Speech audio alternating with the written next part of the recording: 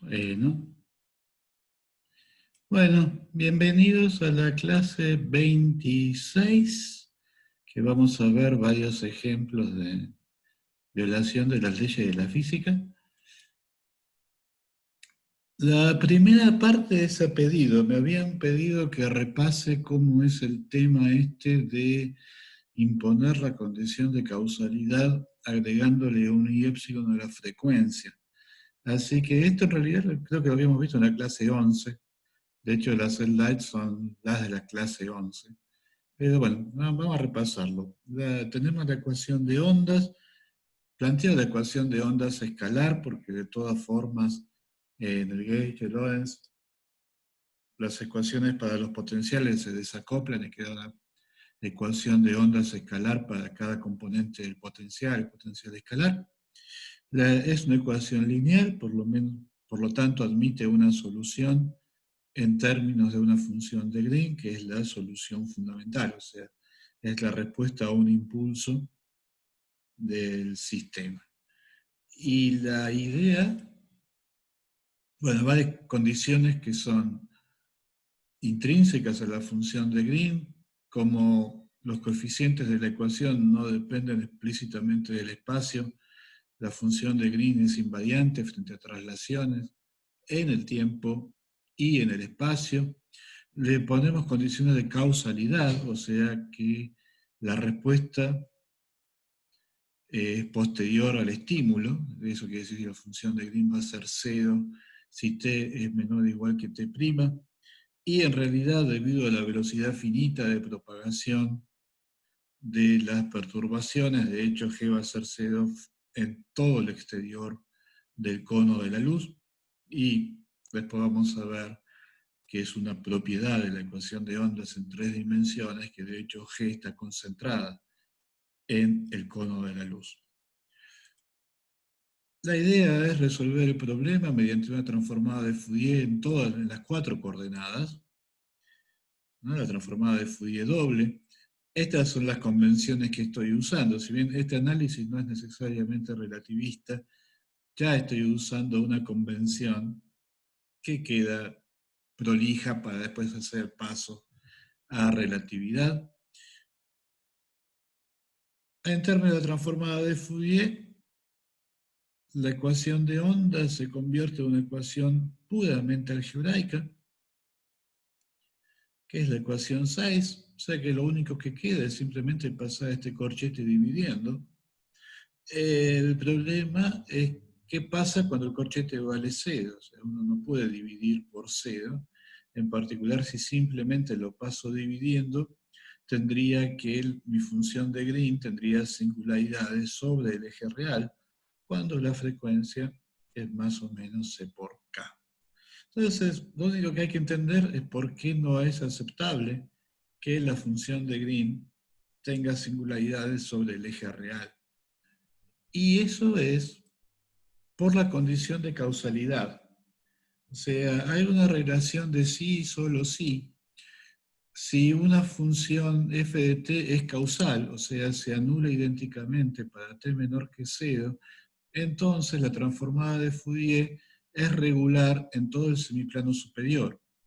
Y es un sí solo sí. Si una función es regular en todo el semiplano superior, entonces es la transformada de Fourier de alguna función causal. O sea, esta relación es una relación de sí y solo sí. La demostración del sí, o sea, si f es causal, su transformada de Fourier es real. Bueno, la transformada de Fourier siempre es la integral de menos infinito a infinito, diferencial de t, e a la i omega t, f de t.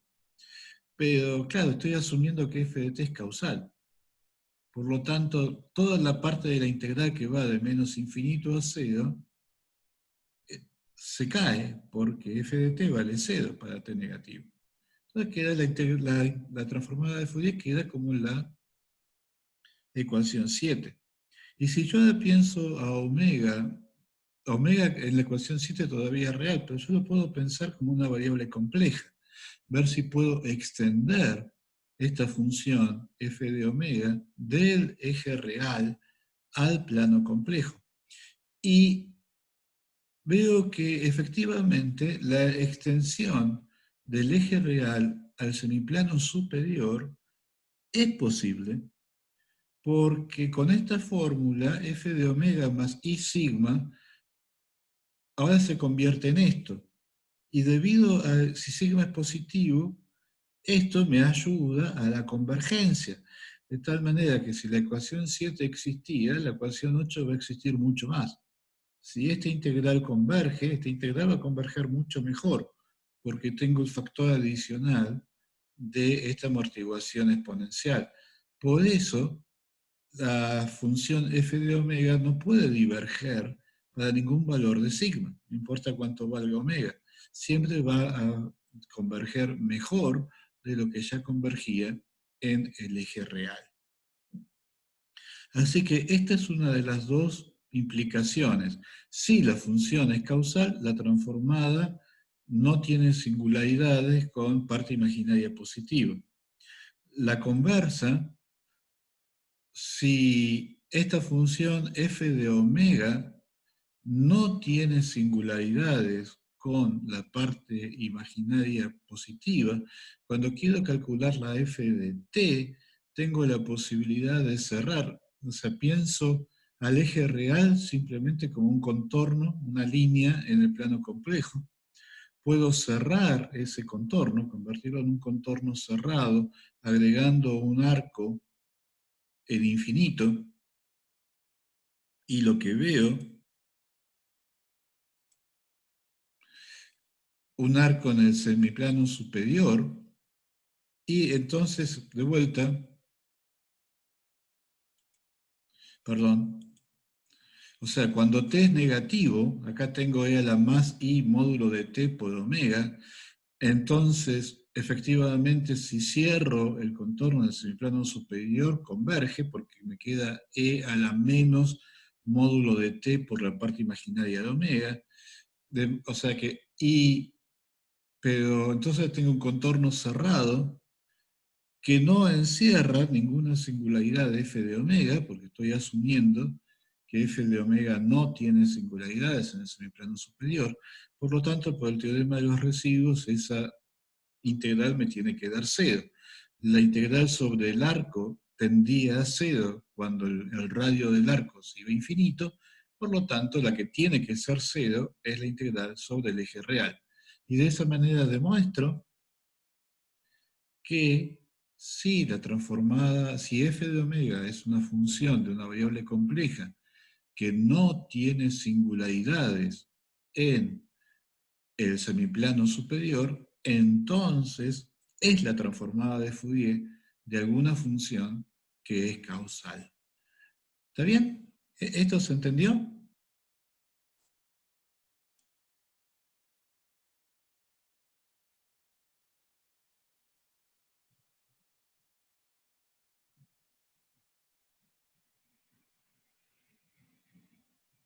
Bueno, entonces el tema es, cuando yo vuelvo acá, lo que tengo que hacer es, cuando pase esto del miembro, lo tengo que hacer de tal manera que me garantice que GK de omega no tenga singularidades en el semiplano, en el semiespacio superior, en el semiplano superior, incluyendo al eje real. Por eso no puedo simplemente agarrar el corchete y pasarlo de miembro, porque me quedarían dos singularidades reales, y eso no lo puedo tener. Lo que voy a hacer es entonces es agregarle este famoso I epsilon a la frecuencia, porque entonces, cuando lo paso de miembro finalmente, las singularidades me quedaron en más menos CK, ¿no? Porque es la diferencia de cuadrados, menos I epsilon. O sea, los polos de estos están en más menos CK menos I epsilon, y por lo tanto están en el semiplano inferior, raspando, pero por debajo del eje real. Y entonces yo tengo asegurado que la ecuación 11 define la transformada de Fourier de una función causal. Lo que queda es, bueno, lo que quedaría sería simplemente hacer la cuenta. Si yo quiero calcular esta cosa para t menor que 0, ya me garanticé que me va a dar 0. Y para t mayor que 0, otra vez, completo el camino de integración, nuevamente lo completo con un arco. Las singularidades son estas x, ambas están debajo del eje real. Entonces, para t menor que 0, igual que antes, completo el camino de integración con un arco en el semiplano superior y, como tiene que ser, me da 0, porque no estoy capturando ninguna singularidad. Mientras que para t mayor que 0, ahora la regla, para lograr que este factor sea convergente cuando t es mayor que 0,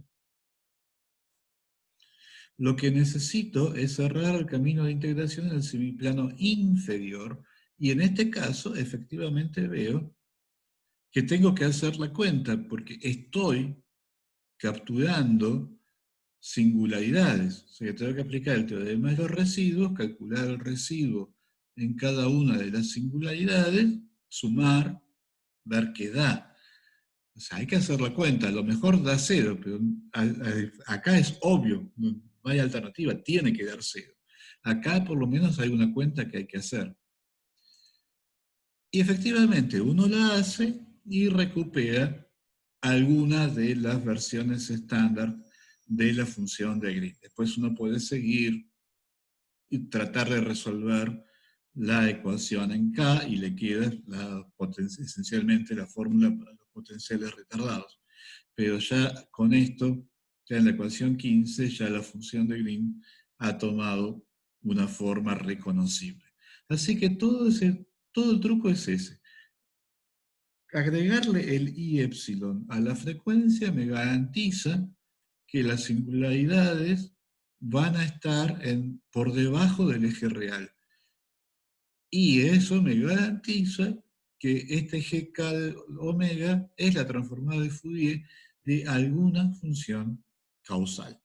Por supuesto, todo esto depende de las convenciones que estoy usando, ¿no? O sea, porque yo definí la transformada de Fourier con un e a la menos i omega t. O sea, uno tiene que fijarse qué convenciones está usando, pero siempre va a pasar que tiene que desplazar la singularidad de la función de Green o arriba o abajo del eje real para garantizar causalidad.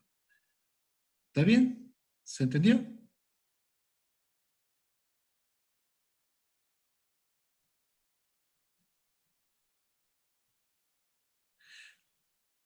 Esto, alguien me había pedido que lo repase. Si está en clase, ¿está bien? ¿Esto era lo que querían que veamos?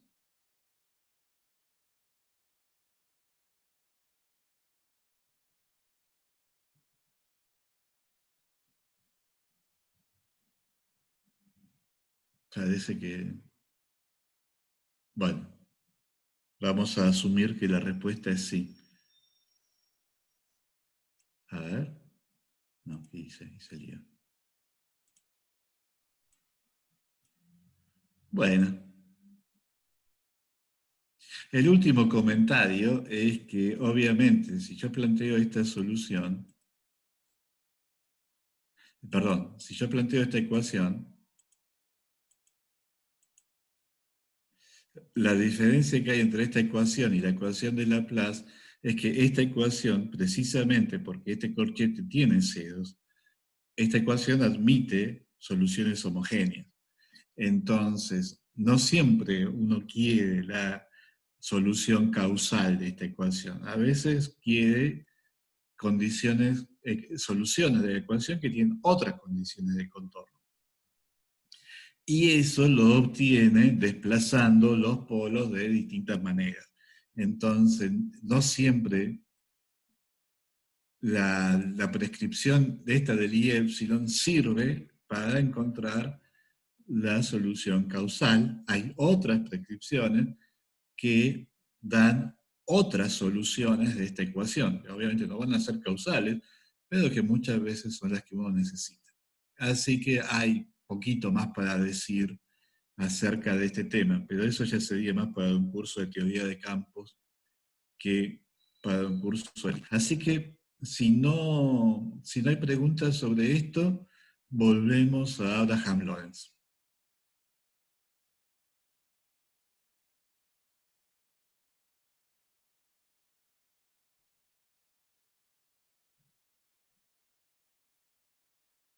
Bueno, parece que no hay preguntas. Bueno, volvamos a Lawrence. Bien.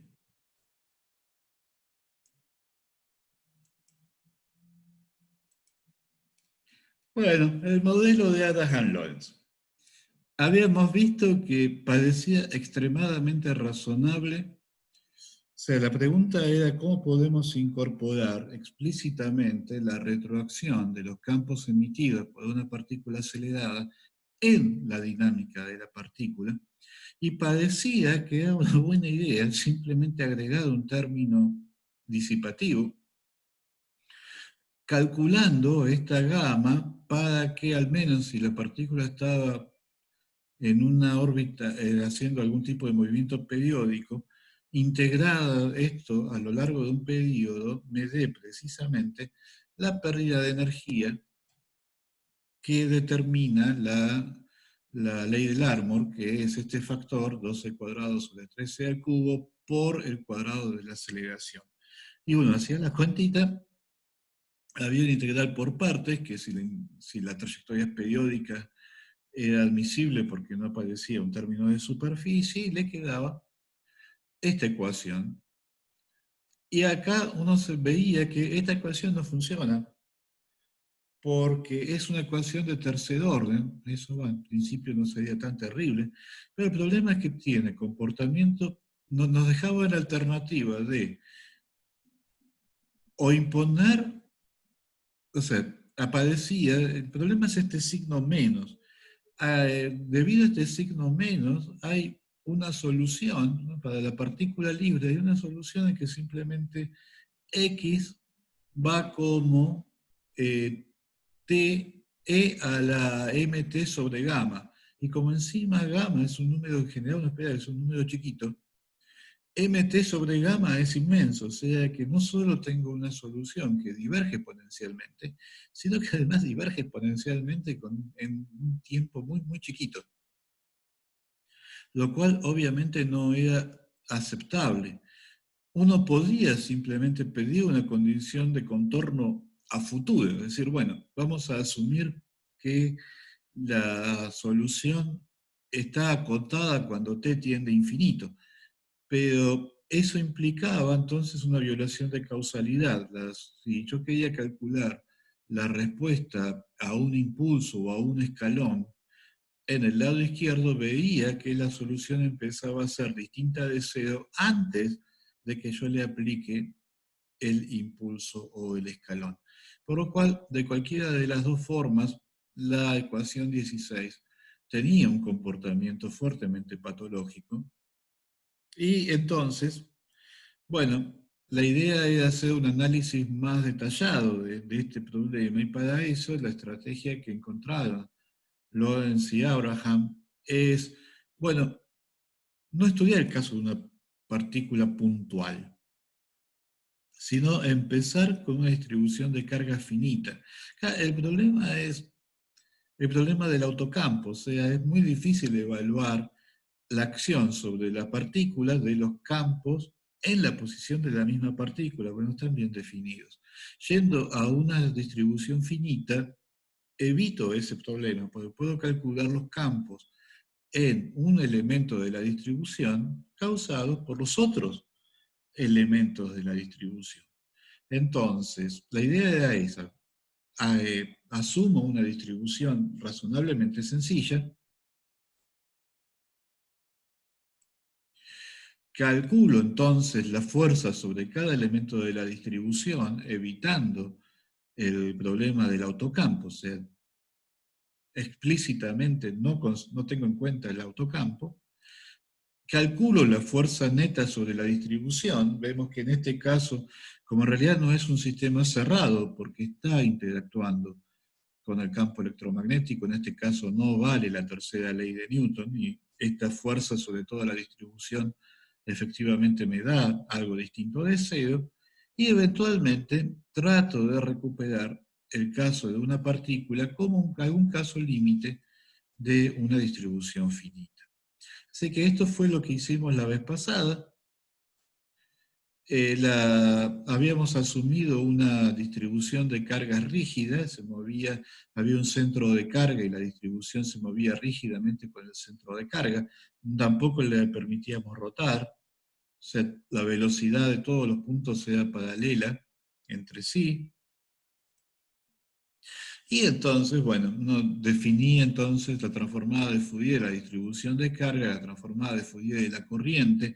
Nos quedábamos solamente con términos hasta lineales en el desplazamiento, porque en última instancia nos interesa la ecuación de movimientos linealizada, o sea que lo que queremos es comparar con la ecuación 16, que al menos el lado izquierdo es lineal en la posición de la partícula. Metíamos esto en las ecuaciones de Maxwell para los potenciales, resolvíamos las ecuaciones de Maxwell usando la treta del I epsilon que acabamos de ver para garantizarnos la causalidad, o sea, ya acá metíamos la causalidad adentro del problema y eso nos daba los campos eléctricos. Todo esto es la cuenta usual. Con estos campos eléctricos despreciábamos la fuerza magnética, que la fuerza magnética iba a ser como mucho cuadrática en el desplazamiento, bueno, iba a ser un campo magnético que iba a ser proporcional al desplazamiento multiplicado por una velocidad, entonces igual a algo cuadrático. O sea, la fuerza magnética no la teníamos en cuenta. La fuerza, entonces, la fuerza eléctrica ahora sumada sobre todos los elementos de corriente, nos terminaba dando algo proporcional al desplazamiento, bueno, por definición. Entonces acá lo que no es trivial es que no nos quedó ningún término que no sea proporcional al desplazamiento. O sea, hay un término, en el campo eléctrico hay un término independiente del desplazamiento, que es simplemente los campos coulombianos de todas las cargas que están presentes aun si la distribución estuviera en reposo. Bueno, esos campos coulombianos no contribuyen a la fuerza neta. Para esos campos coulombianos sí vale la tercera ley de Newton. El resto nos da una contribución que es efectivamente proporcional al desplazamiento y la formulita era la fórmula 20.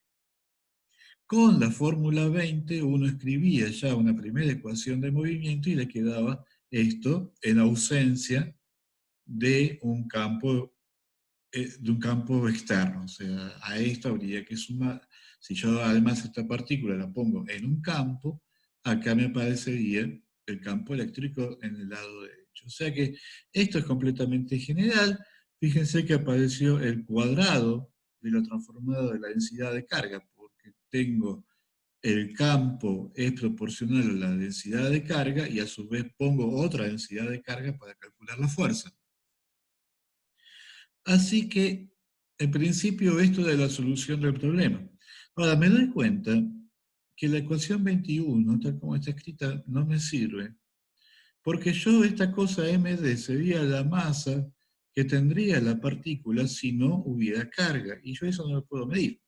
No puedo desnudar a la partícula, no le puedo sacar la carga, pesarla y volverle a poner la carga. Entonces tengo que escribir la ecuación 21 en términos de la masa que yo realmente puedo medir con una balanza. Y eso es la masa vestida.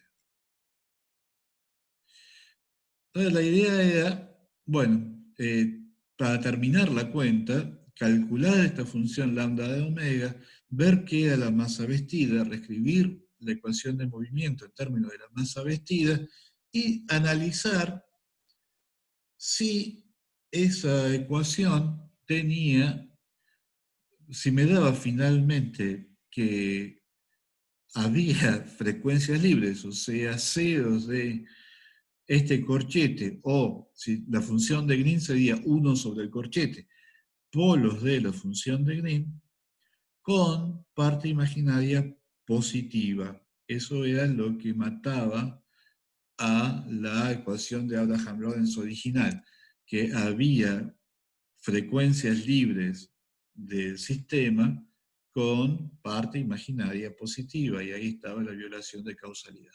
Entonces, la idea era encontrar una distribución de cargas en la cual yo pudiera calcular explícitamente este lambda de omega y hacer el análisis de si efectivamente aparecían singularidades con parte imaginaria positiva, porque esas son las que provocan la violación de causalidad. ¿Está bien? Esto era más o menos hasta donde habíamos llegado la vez pasada. ¿Alguna pregunta sobre esto?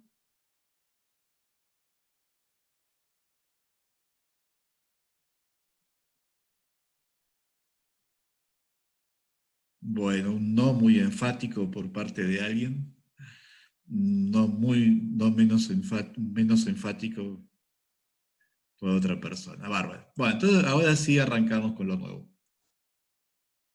La distribución que habíamos elegido, bueno, están los libros, no es que la elegí, no es que la inventé yo, es una cáscara de carga, o sea, toda la carga está en la superficie de una esfera de radio R. La esfera sólida con densidad de carga positiva también se puede resolver, es un poquito más complicada. Esta cuenta es muy simple. Lo que tiene de bueno esta cuenta es que si bien la densidad de carga en el espacio físico es singular, porque hay una delta en la cáscara, una delta en la coordenada radial, cuando yo calculo la transformada de Fourier de esto, me da una función perfectamente suave, lo cual hace que la cuenta se pueda hacer. Los detalles de la cuenta es realmente simple, o sea, hay que reemplazar acá la transformada de la densidad de carga, reducir la integral a una integral que uno puede hacer por residuos y usar el teorema de los residuos. Los detalles están en el PDF que subí la vez pasada. En el PDF que subí el lunes, en particular están los detalles de dónde sale la fórmula 23. Pero bueno, el hecho es que sale, por cualquier método que uno quiera, finalmente obtenemos lo que queríamos, una expresión explícita para lambda de omega que podemos extender para omega complejo, por más que la fórmula 23 está calculada para omega real, pero después está el teorema de que si yo tengo dos funciones analíticas que coinciden sobre el eje real, entonces son la misma función, y por lo tanto puedo extender la fórmula 23 al plano complejo, y entonces ahora sí puedo terminar el análisis. El primer problema era el tema este de la masa desnuda, la masa vestida, o sea, bueno, para empezar tengo que definir a qué voy a llamar masa, y es todo un tema. Hay varias definiciones posibles, pero la que vamos a adoptar nosotros es una que me parece razonablemente convincente o razonable, que es simplemente pedir que cuando omega es chiquito, la ecuación se reduzca a masa por aceleración. La aceleración es w cuadrado por x, entonces la masa es el coeficiente de w cuadrado en la ecuación de movimiento.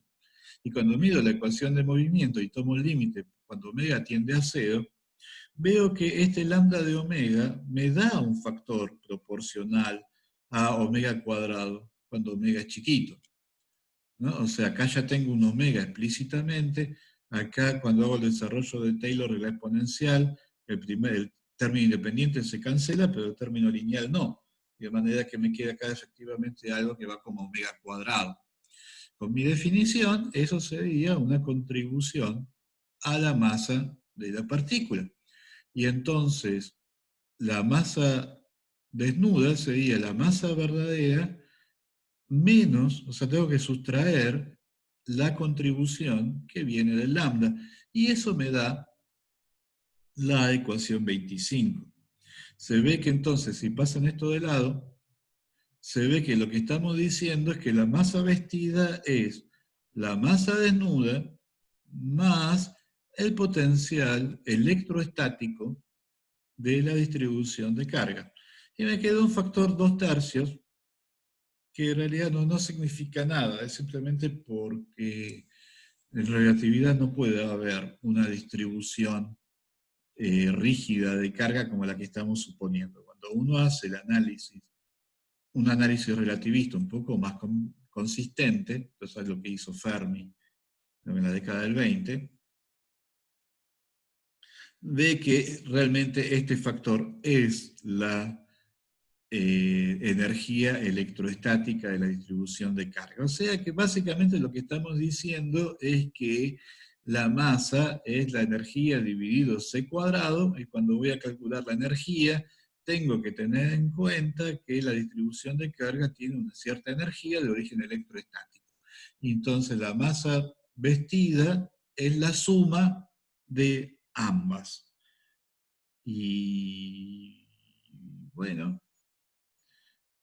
vamos a volver acerca de eso, pero la idea entonces es esa. La masa es la energía la energía en reposo dividido c cuadrado. Cuando me voy al referencial en reposo de la distribución, tendré las masas en reposo de todas las partículas que componen la distribución, pero también tengo una energía electrostática, y como M es igual a mc cuadrado, la energía electrostática del sistema contribuye a la masa del sistema. Y efectivamente, E cuadrado sobre R es la energía electrostática, dividido C cuadrado, convierto esa energía en una masa. ¿Está bien? ¿Esto se entendió?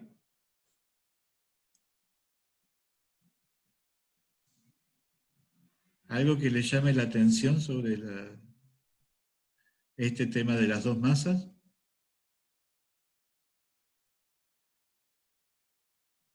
Bueno,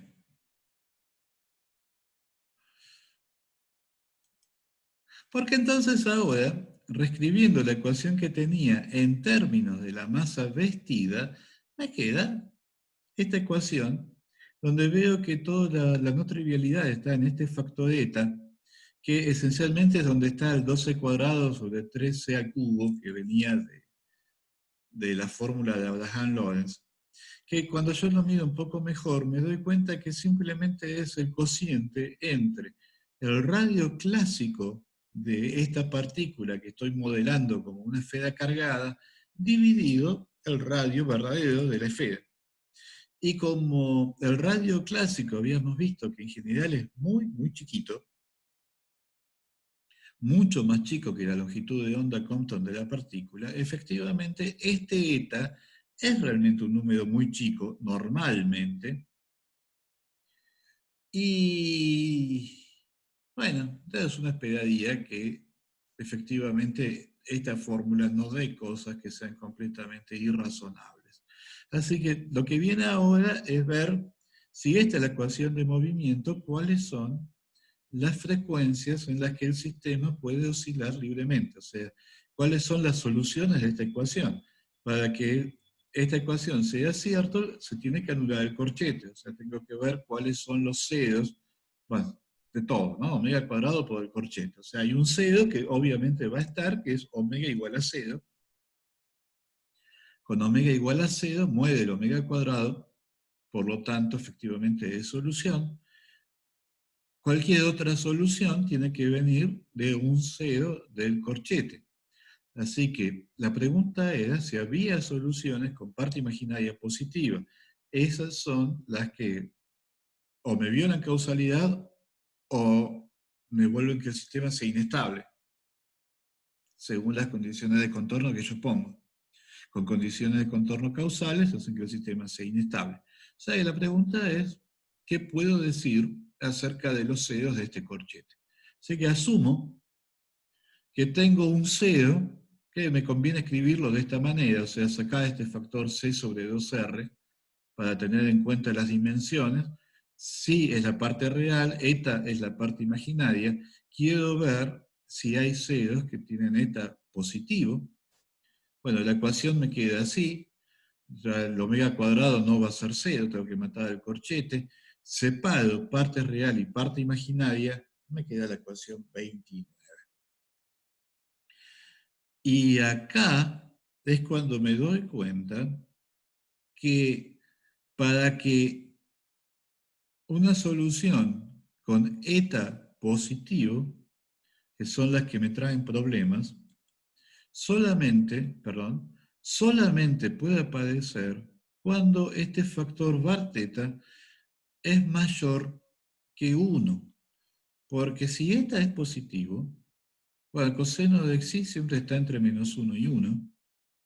Si eta es positivo, e a la menos z también es menor que 1. Este factor entonces es estrictamente menor que 1. El corchete es positivo. Bar teta es un número positivo, simplemente bar teta es esto. Entonces, para que la suma me dé 0, el que tiene que ser negativo es este. Pero esta estoy asumiendo que es positivo, pero el que tiene que ser negativo es 1 menos bar teta. Así que, efectivamente, para que haya soluciones con eta positivo, bar teta tiene que ser más grande que 1. Y cuando mido qué quiere decir que bar teta sea más grande que 1, quiere decir que R tiene que ser más chico que el radio clásico de la partícula. O sea, cuando R es más grande que el radio clásico de la partícula, no hay problemas. Esta ecuación es perfectamente causal. Me meto en problemas cuando R es más chico que el radio clásico de la partícula, lo cual realmente es un resultado, no sé ustedes, pero yo la primera vez que me lo encontré me sorprendió. O sea, que aparezca un criterio tan simple que determine si finalmente la ecuación de movimiento de esta esfera cargada es causal y estable o no. El problema, entonces, todo el problema fue haber tomado el límite cuando R tendía a 0. Ese fue el que nos metió en líos. Si no tomamos ese límite, el problema sigue estando bien definido. ¿Está? ¿Llegaron hasta acá?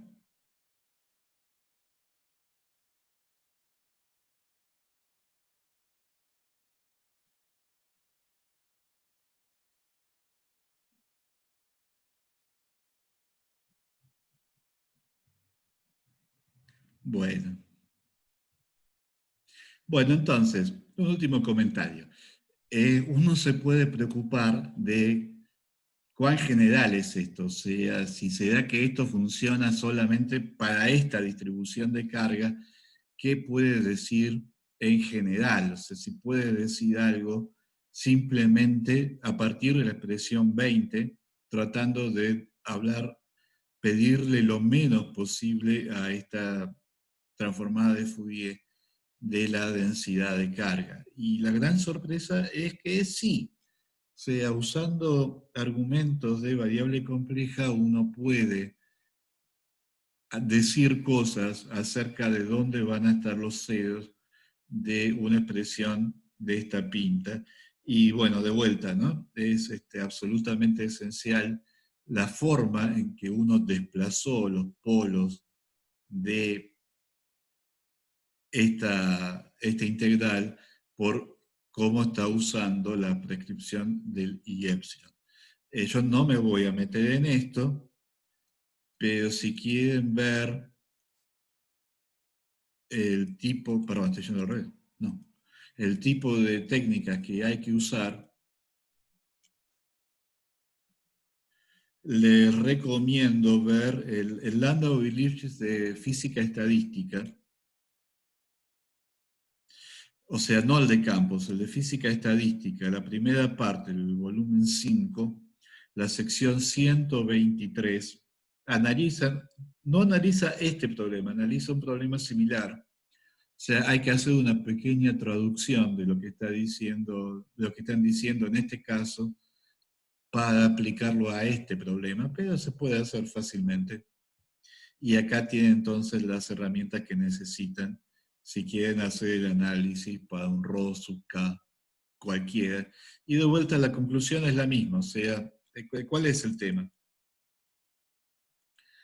El tema es que a medida que yo voy tomando el radio tendiendo a cero, la distribución de carga está tendiendo a una delta.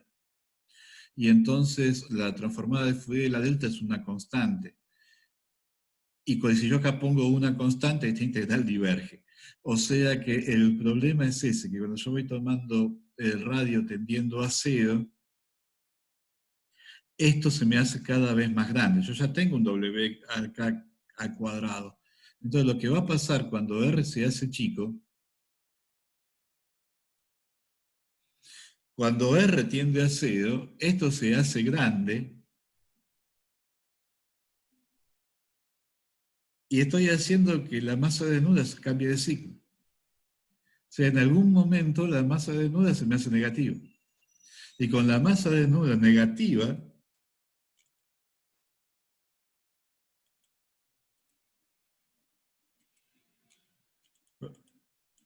cuando la masa desnuda se hace negativa, es perfectamente verosímil que esta cosa tenga soluciones con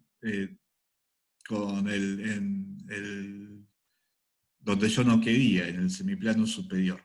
O sea que todo el problema está en que efectivamente cuando estoy tomando el límite de la partícula puntual, en algún momento, cualquiera sea esta distribución de carga, en algún momento necesito que esta masa desnuda se me haga negativa.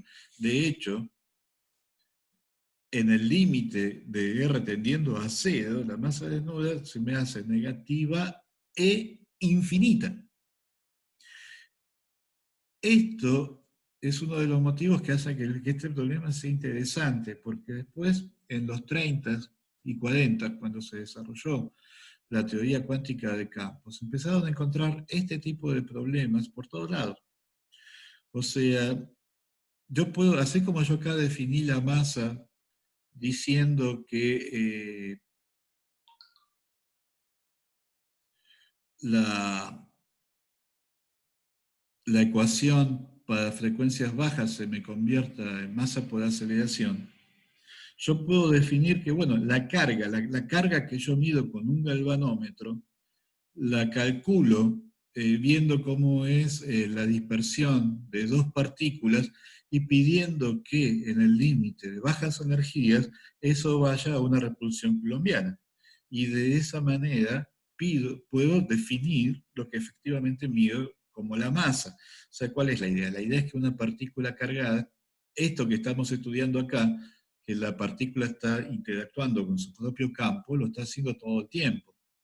Y entonces, así como hay como una nube de fotones virtuales que acompaña a la partícula por todos lados, así como esa nube contribuye a la masa, también contribuye a la forma en que esa partícula cargada interactúa con otra.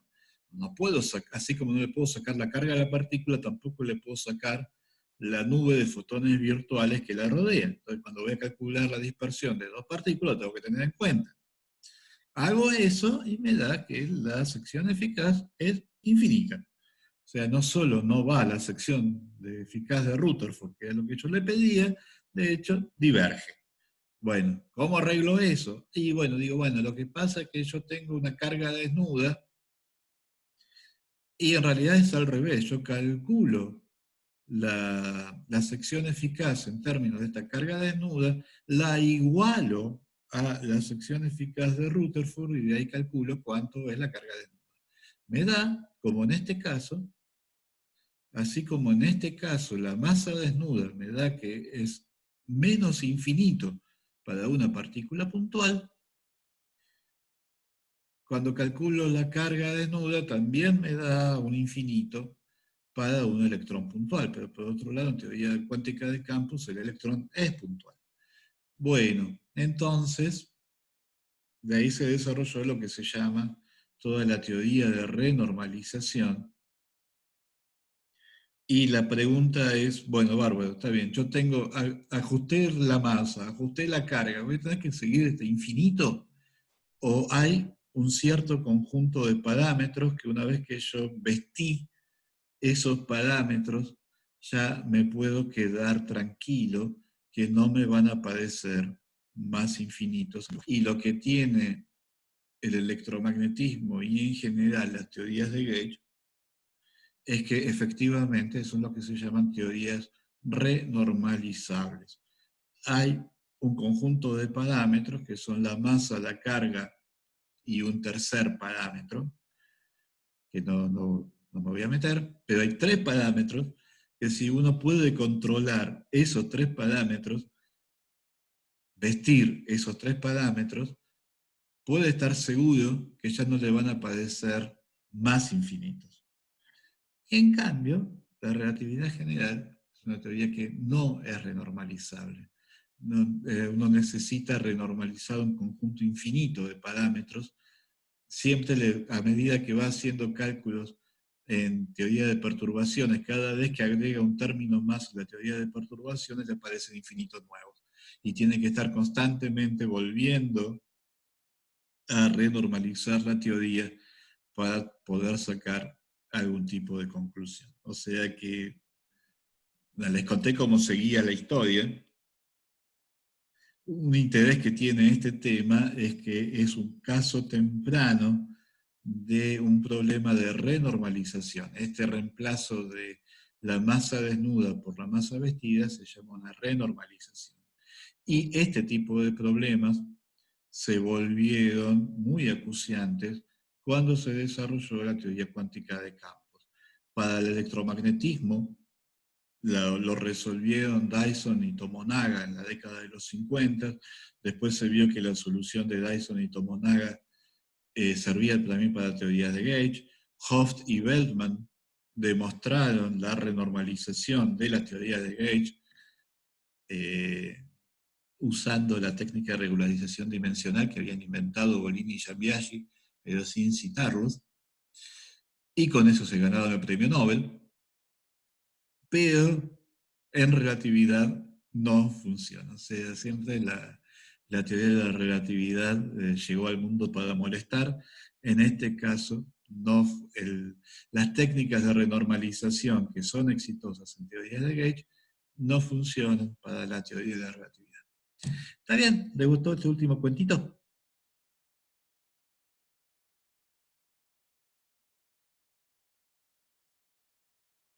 ¿Algún comentario o pregunta?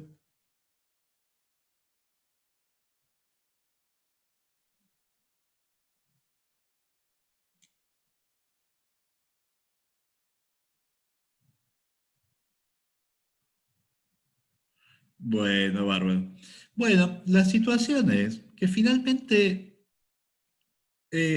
o sea, hasta acá todo esto parece disparen sobre Abraham y Lawrence. Y en realidad, lo que ellos hicieron no está tan mal, porque efectivamente,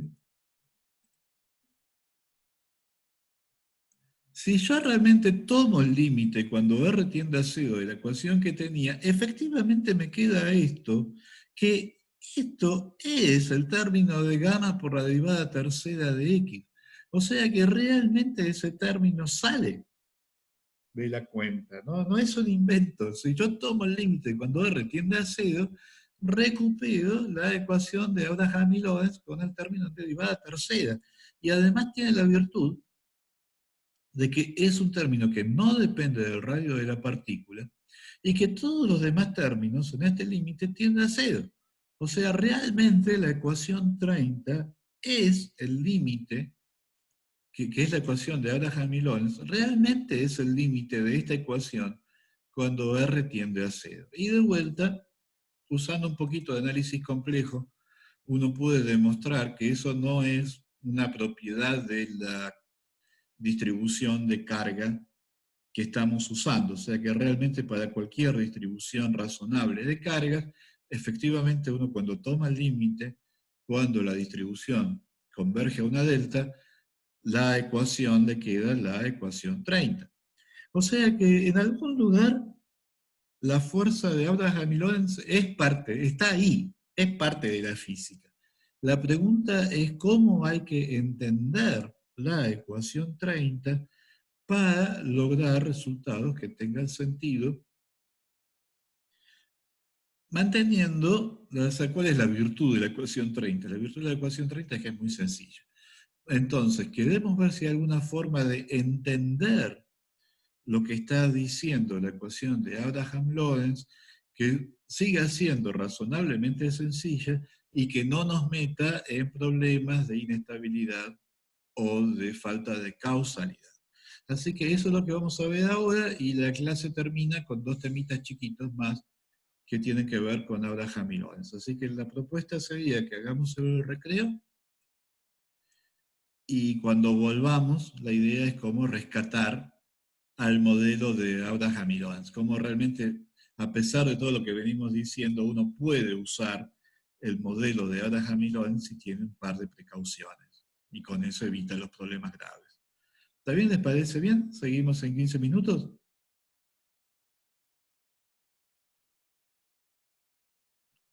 Bueno, bárbaro. Entonces seguimos y cuarto.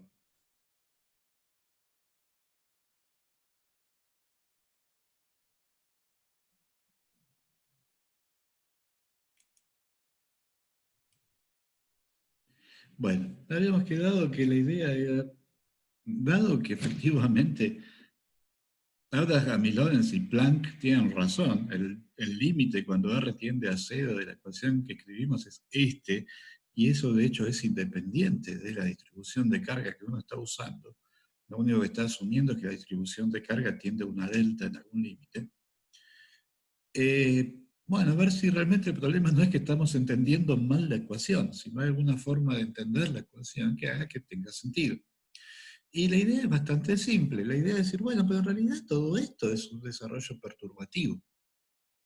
De hecho, la idea que les estoy contando es la manera en que Landau y Lipschitz interpretan la ecuación y lo que se conoce normalmente como una aproximación adiabática. La aproximación consiste en suponer que las cantidades que uno está manejando varían lentamente en el tiempo. Y entonces, bajo la hipótesis adiabática, o sea, ¿se acuerdan que gamma básicamente, esencialmente gamma sobre m es un tiempo? Es el tiempo que tarda la luz en atravesar el radio clásico de la partícula. Y entonces acá tengo, cuando comparo estos dos términos, la diferencia, bueno, la parte del factor de la masa, la diferencia es básicamente es una frecuencia por ese tiempo. Ese tiempo es extremadamente microscópico. Normalmente uno espera que ese producto de la frecuencia por el tiempo característico sea muy chiquito. Y ese va a ser nuestro parámetro pequeño en una teoría de perturbaciones. Ahora la idea es, bueno, pero este es un primer término entonces en la teoría de perturbaciones. El orden cero es la ecuación del oscilador sin este amortiguamiento por radiación. Este término es el orden 1. Como es el orden 1 y gamma ya es de orden 1, lo correcto es reemplazar en el otro término a x por la solución a orden 0. O sea, los que ya están haciendo cuántica es la misma teoría perturbativa de Rad y Schrödinger que les enseñan en cuántica. En los términos de orden 1, ya tengo un parámetro que es de orden 1, por lo tanto, en todo lo demás lo calculo a orden 0. En este contexto, eso quiere decir que la derivada tercera es la derivada segunda, y la derivada segunda, la aceleración, la calculo como si no hubiera término de Abraham y Lorentz. O sea, la calculo con la ecuación de orden cero. Pero entonces, de vuelta, ¿no? Fuerza igual a masa por la aceleración es la fuerza dividido la masa, me queda la ecuación 32. Y ahora reemplazo entonces esta derivada a orden cero la reemplazo en la ecuación 31 y me queda la ecuación 33. Y la ecuación 33 no puede tener ningún problema. es un oscilador armónico amortiguado de física 1, de que claramente la ecuación 33 no va a tener ningún problema ni de causalidad ni de estabilidad. O sea que una forma de interpretar la ecuación de Abraham-Lorentz de tal manera que tenga sentido es simplemente decir, bueno, esto es un término de primer orden, un desarrollo perturbativo, gamma ya es de primer orden, entonces calculo la elevada tercera a orden cero y me queda la ecuación 33. ¿Está bien? ¿Se entendió?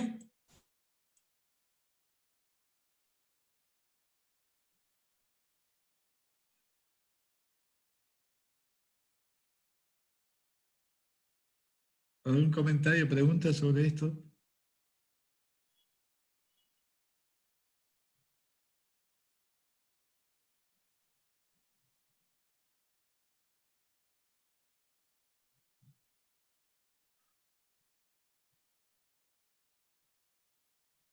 Bueno, parece que no. Además que hacer muchas disquisiciones, lo que yo hice simplemente fue hacer la cuenta, o sea, resolver la ecuación 31. La solución de la ecuación 31 la habíamos visto la vez pasada, la solución de la 33 es obvia porque es un oscilador armónico amortiguado. O sea que simplemente poner distintos valores de los parámetros, resolver las dos ecuaciones y comparar los resultados. El parámetro que determina la forma de la solución es este parámetro chi, que ya había aparecido la vez pasada, el coseno de 3 chi, este factor. O sea que básicamente a medida que yo agrando chi, le estoy dando más potencia al amortiguamiento. Ahora la pregunta es, cuando el caso sin amortiguamiento, chi igual a cero, uno espera que cuando chi sea muy chiquito, el seno de algo muy chiquito es básicamente 1, o sea que es como si no tuviera amortiguamiento. En ese caso uno espera que las dos ecuaciones efectivamente coincidan, y después a medida que chi va aumentando es cuando aparece la pregunta de si realmente las dos ecuaciones coinciden o si dan soluciones que sean muy distintas para el mismo problema. Y efectivamente, cuando chi es muy chiquito, ¿no? Chi es un décimo, las soluciones efectivamente coinciden. La curva marrón sería la curva de orden cero, o sea, la curva marrón es simplemente el oscilador oscilando sin amortiguamiento. La dejé en el gráfico para que tengan una idea de cómo es la frecuencia del sistema, porque al cambiar chi también estoy cambiando la frecuencia. Y se ve la otra curva, las otras dos curvas. Ay, discúlpenme, saqué el chat sin querer. Ahí está. Las otras dos curvas, en realidad, son dos curvas. Lo que pasa es que son la curva. La solución de la ecuación 31 está en azul. Esto es resolviendo autoconsistentemente esta ecuación. La ecuación de la 33 con la aproximación adiabática está en rojo. Las dos curvas coinciden tan bien que no se pueden distinguir y quedó una cosa que se ve medio violeta, pero en realidad son las dos curvas perfectamente superpuestas una arriba de la otra. O sea que efectivamente en el rango de chi chiquito se ve que la aproximación adiabática no cambia mucho en las soluciones de la ecuación y sin embargo resuelven los problemas de pérdida de causalidad. O sea, la ecuación, la solución de la ecuación 31 está tomada con la condición de contorno de que no aparezca la exponencial real para tiempos grandes. O sea que la ecuación con la exponencial real no tiene absolutamente, es insalvable, porque la exponencial real diverge en una escala temporal tan chica que tapa cualquier otra cosa. O sea que le impongo la condición de contorno de que no aparezca, que el prefactor de la exponencial real sea 0 para t mayor que 0. Y eso es lo que hace que me provoque un problema de acausalidad. Está bien, un problema de acausalidad, pero que la partícula empieza a moverse un tiempo gamma sobre m antes que yo le imponga el escalón. Todas estas son respuestas a un escalón. Ahí está, el escalón está marcado en verde. Entonces, en un tiempo gamma sobre m antes de t igual a 0, ya la línea azul ya se empieza a mover. Claro, con un gamma sobre m tan chiquito, la violación de causalidad también es muy chiquita. O sea que en este caso las dos curvas coinciden, pero tampoco la curva de Abraham-Lorentz da un resultado tan horrible. Cuando yo empiezo a aumentar chi, todavía con un chi de un medio, todavía las curvas coinciden. Acá ya la diferencia entre las dos curvas se nota, ¿no? La curva azul es calculando la derivada tercera, la curva roja es con la aproximación adiabática. La curva roja rastrea bastante bien el azul, pero ya la diferencia es notable. Y cuando sigo aumentando chi, ahora sí, fíjense que con un chi más grande, ahora sí la violación de causalidad es significativa, o sea que la curva azul es cuestionable. La curva roja, por construcción, no tiene, es causal, por construcción, es un oscilador amortiguado de física 1, porque convertí la derivada segunda, la convertí en multiplicar por omega 0 cuadrado y una derivada primera. Y se ve que, bueno, habría que decidir experimentalmente para test positivo cuál de los... Ahí volvió.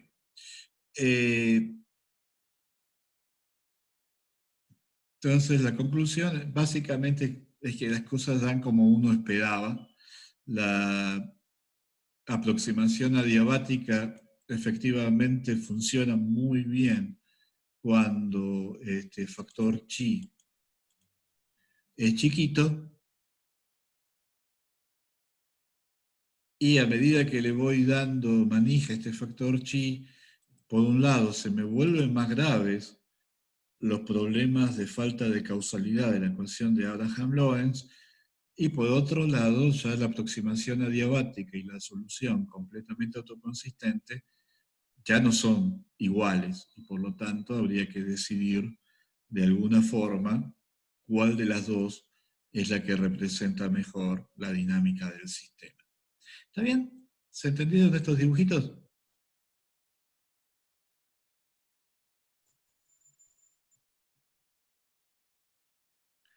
Bueno.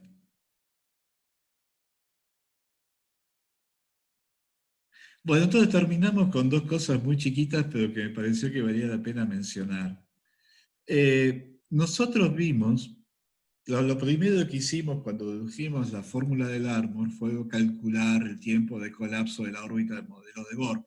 Y la cuenta esa era rara porque para que la partícula pueda colapsar, no basta con que pierda energía, también tiene que perder momento angular. Pues si tiene momento angular, aparece la barrera, la fuerza centrípeta, y la partícula nunca puede llegar hasta R igual a 0. Pero no tuvimos en cuenta eso en la clase 22. En la clase 22 solo tuvimos en cuenta la pérdida de energía. Claro, en ese momento no teníamos elementos para calcular la pérdida de momento angular. Pero ahora sí, porque tenemos la fuerza de Abraham-Lorentz, podemos calcular cuál es el torque de esta fuerza, y podemos ver entonces qué está pasando con la conservación del momento angular.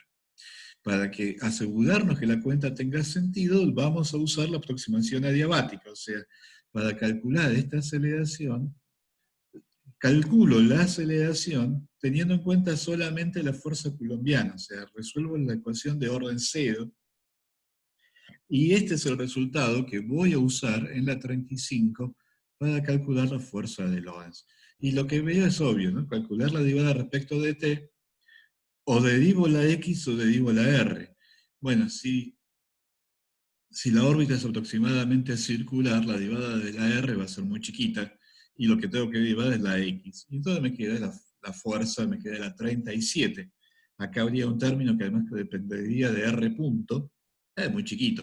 En el Landau está hecho el problema completo para una órbita elíptica, o sea, teniendo en cuenta los dos factores. Pero acá básicamente, o sea, ¿cuál es la pregunta? Nosotros estamos diciendo, bueno, para que la partícula pueda colapsar, tiene que, además de radiar toda su energía, tiene que radiar todo su momento angular. La pregunta es si efectivamente los dos procesos están sincronizados. O no habíamos visto cuánto tiempo eh, tardaba en radiar toda la energía cinética. La pregunta era, bueno, ¿qué pasa con el momento angular? ¿Lo radia todo su momento angular? O sea, el momento angular pasa de h barra a cero en exactamente el mismo tiempo que el radio pasa del radio inicial de Bohr a cero, o radia el momento angular antes, o radia el momento angular, o no llega a radiar todo el momento angular en ese tiempo y entonces hay un problema. Bueno, ¿qué está pasando con el momento angular? Bueno, para calcular el momento angular, como además el término que vendría acá con R punto estaría en la dirección de X, no contribuye al torque de la fuerza. O sea que para que no lo queremos hacer, la fuerza 37, la ecuación 37 está perfectamente bien. Y uno lo usa, calcula el torque, le queda X, acá la fuerza dependía de la velocidad, o sea que acá le queda X por la velocidad, que es a menos de una masa, es efectivamente el momento angular. Se ve que la partícula está radiando, momento angular, además de la energía. Si la órbita es aproximadamente circular, valen estas relaciones. El promedio de la energía potencial sobre una órbita es igual al promedio de la energía cinética, pero como estoy despreciando la velocidad radial, la energía cinética es el término de L cuadrado nada más, y si no, el promedio de la energía potencial es, eh, digamos, con el signo, el promedio de la energía potencial es el doble del promedio de la energía. De la órbita circular no necesito tomar promedios, simplemente vale la ecuación 39. Entonces, con la ecuación 39 yo puedo expresar R de vuelta en función de L, y la ecuación me queda la ecuación 40, que aunque parezca mentira, tiene una solución muy simple, y me queda la ecuación 41.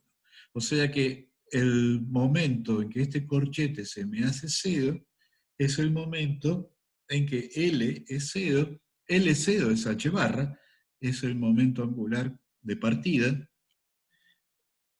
Entonces la inversa de todo este factor es el tiempo que tarda el electrón en radiar todo su momento angular y por lo tanto poder caer a R igual a 0. Entonces lo que queda hacer es comparar este tiempo característico con el tiempo en el que la partícula llegaba a energía igual a menos infinito. O sea, lo pongo R igual a 0 acá, me queda que la energía tiene que ser menos infinito. O sea que tenemos que comparar eso con la cuenta en que la derivada de la energía es la potencia de la fuerza de Abraham-Lorentz, que me da lo mismo que habíamos calculado en la clase 22. En la clase 22 apelamos a la fórmula del Armor, ahora estamos basando en la fuerza de Abraham-Lorentz, pero es completamente equivalente. Resolvemos esta ecuación y de vuelta encontramos un tiempo característico. Y lo que se puede ver, para una órbita circular, hay una relación entre la energía y el momento angular, que es que E por L cuadrado es constante. Y lo que se puede ver es que si el valor inicial de la energía y el valor inicial del momento angular, o sea, h bar, si esos dos valores satisfacen esta condición, entonces esta condición es coherente en el tiempo, o sea, yo calculo cuánto vale E por L cuadrado usando la fórmula 44 y la fórmula 41, y me da que efectivamente E por L cuadrado es constante con el valor inicial de la constante, y por lo tanto es cierto que en el mismo momento en que la energía se va a infinito, acá es el módulo de la energía, por supuesto, en el mismo momento en que el módulo de la energía se va a infinito, L, momento angular, se va a cero. O sea que la cuenta del colapso hecha con el torque de la fuerza de Lorentz o el colapso debido a pérdida de energía por la potencia de la fuerza de Lorentz me dan resultados consistentes. Así que esta es una de las dos cositas que les quería mostrar, o sea que uno puede también analizar la pérdida, la radiación de momento angular usando el torque de la fuerza de Abraham-Lorentz bajo la aproximación adiabática y da resultados razonables. O sea que eso también funciona bien. ¿Está bien? ¿Se entendió? ¿Alguna pregunta?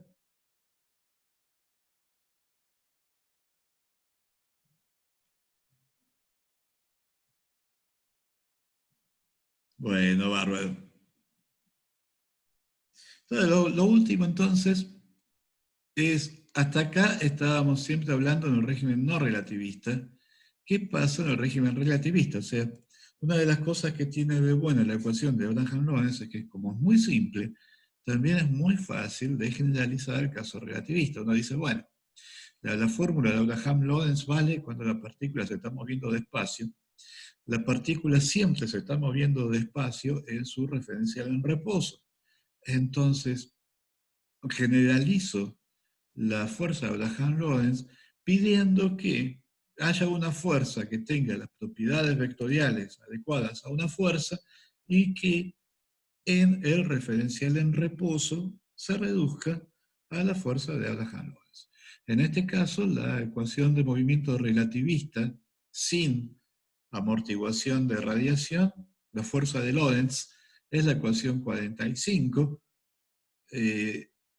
Esta m es la masa en reposo de la partícula, u es la tetravelocidad, o sea, la tetravelocidad es el vector, es la derivada de la posición respecto del tiempo propio, por lo tanto incluye un factor que es 1 sobre el factor de 1 sobre la raíz de 1 menos b cuadrado sobre c cuadrado, está incluido en la tetravelocidad. Y la fuerza de Lorentz se expresa en términos del tensor de Maxwell, que lo vimos en la clase 18, son las derivadas antisimetrizadas del tetravector potencial. Entonces el vector cuyas componentes son el potencial escalar y la componente cero, las componentes del potencial vector son las tres componentes espaciales. Entonces, esto es la fuerza de Lorentz en forma explícitamente relativista, sin amortiguamiento por radiación. Y lo que nosotros queremos hacer es agregarle acá un nuevo término que tenga en cuenta la amortiguación por radiación. Ahora, una cosa que decididamente se tiene que satisfacer es que acá me faltó una C en la ecuación 46, ¿no? Debe haber sido MCU. Eh, Debido a que la tetravelocidad siempre tiene que ser ortogonal o sea que u cuadrado siempre vale menos 1 y que por lo tanto u por la derivada de u tiene que valer 0. Cualquier fuerza que yo ponga en una ecuación relativista tiene que ser ortogonal con la métrica de Minkowski a la tetravelocidad. Eso, el término de fuerza de Lorentz lo satisface por la antisimetría del tensor de Maxwell. O sea, si yo al tensor de Maxwell lo contraigo con dos U's, como el tensor de Maxwell es antisimétrico, eso automáticamente me va a dar 0. O sea que el término de fuerza de Lorentz por sí solo satisface esta condición de ortogonalidad. Lo que necesito entonces es que el nuevo término que voy a poner satisfaga la condición de ortogonalidad. Y que entonces, en el referencial en que la partícula está en reposo, toma esta forma. En el referencial en que la partícula está en reposo, U sub mu es 1, 0, 0, 0. Entonces la condición de ortogonalidad me dice que el gamma 0 tiene que ser 0. Otra forma de verlo. La componente 0 de la fuerza es la potencia dada por la fuerza. La potencia es fuerza por velocidad. En el referencial en reposo la velocidad vale 0, por lo tanto la potencia también vale 0. O sea que la componente 0 de la fuerza de Abraham-Lorentz tiene que ser 0. Las componentes espaciales, como ahora estoy en el referencial en reposo, vale la aproximación no relativista, le pido que se reduzcan a la expresión habitual de la fuerza de Abraham-Lorentz. ¿Está bien? ¿Una pregunta?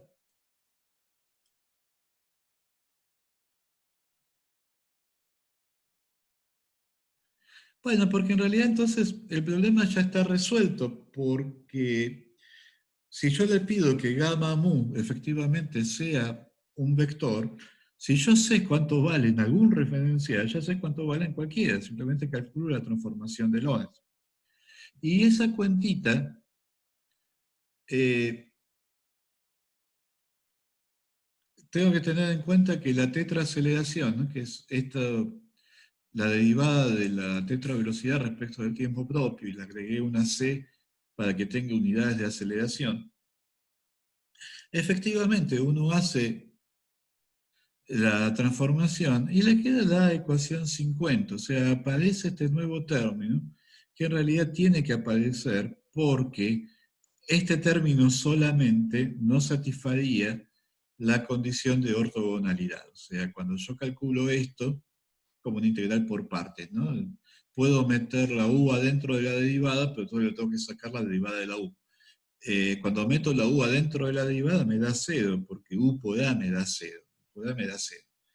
Entonces pero me queda el término que yo tuve que sustraer. Me queda a por la derivada de la u. Bueno, la derivada de la u es otra a. Y entonces me queda a cuadrado. Y el factor de 1 sobre c aparece porque la derivada de la u es a sobre c. U es, por definición, u es un adimensional. Entonces, bueno, está bien. Esta cosa no satisface la relación de ortogonalidad, le saco un término adecuado para que la satisfaga, de tal manera de no estropear el valor de todo esto en el referencial en reposo, y ya está. La ecuación 50 me da efectivamente la única generalización posible de la fuerza de Abraham-Lorentz en el caso relativista. Es la única posible, porque cualquier otra cosa, pero que satisfaga esta condición, me daría un vector que es cero en el referencial en reposo. Y si es un vector de cero en algún referencial, es cero en todo, porque la ley de transformación de Lorentz es homogénea. Si vale cero, la ley de transformación de Lorentz está multiplicando ese vector nulo por alguna matriz, me va a seguir dando cero. O sea que efectivamente la ecuación 50 generaliza la fuerza de Abraham-Lorentz al caso relativista y es la única generalización posible. Y entonces lo único que queda por hacer es aplicarlo en algún caso simple. El caso más simple es siempre el movimiento de la partícula con aceleración uniforme, que es aceleración uniforme relativista. En realidad la partícula está haciendo una parábola, viene del eje, en este caso del eje X, a una velocidad prácticamente la velocidad de la luz, se va frenando, escrita de esta manera, la hipérbola es simétrica, es una hipérbola, no una parábola, la hipérbola es simétrica, la partícula se llega al reposo justo en t igual a 0, y después empieza a acelerar, y a tiempos muy grandes se aproxima asintóticamente a la velocidad de la luz. O sea que esta es una trayectoria relativista acelerada razonablemente sencilla, nosotros ya lo habíamos visto en la clase 17, y entonces, bueno, veamos cómo es, la partícula está acelerada, debería estar radiando, veamos cómo es la reacción de radiación sobre esta partícula. Y uno hace las cuentas, o sea, tiene la ecuación para las coordenadas, calcula la tetravelocidad, deriva de vuelta respecto del tiempo propio, el tiempo propio es tau, deriva de vuelta respecto del tiempo propio, obtiene la aceleración, deriva una vez más, le queda que la derivada de la aceleración es proporcional a la tetravelocidad. Fíjense que estamos usando la aproximación adiabática, porque claro, esta trayectoria está calculada sin reacción de radiación. O sea, no estamos intentando resolver la ecuación relativista de Abraham-Lorentz de manera autoconsistente, sino que simplemente estamos calculando este gamma mu usando la aceleración de orden cero. Pero bueno, habíamos visto que eso era de todas formas la manera correcta de interpretar la ecuación de Abraham-Lorentz, por lo tanto no habría ningún problema. Así que efectivamente hago toda la cuenta, llego hasta la ecuación 54, con la ecuación 53 calculo cuánto vale el módulo de la aceleración, me da una constante, como tiene que ser, porque por eso se dice que es aceleración uniforme. Meto entonces el valor del cuadrado de la aceleración y la ecuación 54, los meto acá y me da 0. O sea, ¿se acuerdan que yo les había dicho que había una polémica en que tipos muy pesados como Born, Pauli y Feynman afirmaban de manera extremadamente categórica que la partícula relativista con aceleración uniforme no radiaba, que lo que valía en la fórmula en el electromagnetismo no relativista no valía en el electromagnetismo relativista, que la partícula uniforme no radiaba, que solamente radiaban las partículas que la aceleración a su vez variaba en el tiempo. Y yo les había comentado que en realidad el problema no era ese, lo que esta gente temía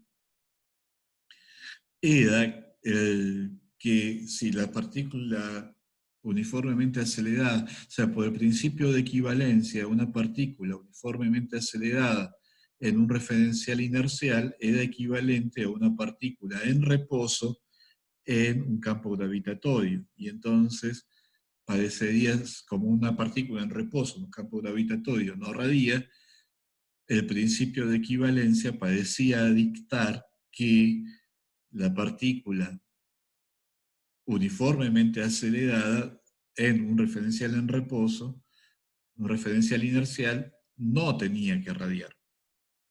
Bueno, eso era la motivación de por qué no tenía que radiar, pero la justificación se tenía que dar en términos puramente electromagnéticos. Y la justificación electromagnética era esta. El argumento a favor de que la partícula no tenía que radiar era que la reacción de radiación daba cero. Y entonces no podía ser, si la partícula radiaba, tenía que perder energía, tenía que haber una reacción. Así que esto era el argumento fuerte en defensa de que una partícula uniformemente acelerada no radiaba. Pero bueno, también habíamos visto que el consenso es que eso no es correcto, que la partícula uniformemente acelerada radia perfectamente igual que cualquier otra partícula acelerada. Y entonces la pregunta, bueno, ¿qué pasó? Bueno, yo creo que pasaron dos cosas. O sea, por un lado, esta gente se tomó demasiado en serio a la fuerza de Abraham-Lorentz. O sea, nosotros sabíamos, esto es la fuerza de Abraham-Lorentz calculada bajo la aproximación adiabática. No es obvio que la aproximación adiabática se pueda usar cuando la partícula durante la mayor parte del tiempo se está moviendo prácticamente a la velocidad de la luz. Y tampoco se puede no usar la ecuación adiabática porque habíamos visto que la ecuación la ecuación de Abraham-Lorentz sin la aproximación adiabática, en el límite en que el radio de la partícula tiende a cero, no tiene ningún sentido. O sea que claramente se estaban tomando demasiado en serio el resultado 50, que en el mejor de los casos es una aproximación que funciona cuando los efectos de reacción de radiación no son demasiado importantes. Y por otro lado, también se estaban tomando demasiado en serio el concepto de la partícula uniformemente acelerada, porque esta partícula que ya en el Jurásico ya venía moviéndose con la velocidad de la luz, realmente es increíble. Lo que uno tendría que pensar es hacer un modelo en que la partícula empieza en reposo, se acelera, toma una aceleración prácticamente constante y en algún momento se desacelera nuevamente. En ese momento de cambio en la aceleración, efectivamente ahí seguro que va a emitir, aun si uno usa la aproximación adiabática y no habría ninguna duda. Después toma el límite de cuando ese proceso de aceleración ocurrió cada vez más temprano en el tiempo. Bueno, está bien. La radiación va a estar, la radiación va a tender a acumularse en el cono de la luz, pero va a estar. O sea, habría que hacer esa cuenta con cuidado, tomar un límite de una manera cuidadosa, pero evidentemente, bueno, va a estar, porque ya cálculos más recientes que el cálculo de Pauli muestran que uno resuelve explícitamente los campos de esta partícula y efectivamente la componente de radiación está presente. O sea que esto era el argumento a favor de que la partícula con aceleración uniforme no tenía que radiar, pero la sensación que a uno le queda es que se tomaron demasiado en serio un resultado que con mucha suerte era un primer término de una teoría perturbativa. Así que esto es la otra cosita que les quería mostrar. Si cerramos este tema de la radiación de partículas aceleradas, que terminó siendo toda una sorpresa, resultó siendo mucho más complejo de lo que parecía. Y con eso terminamos la clase de hoy. Si no hay más consultas, ya terminamos.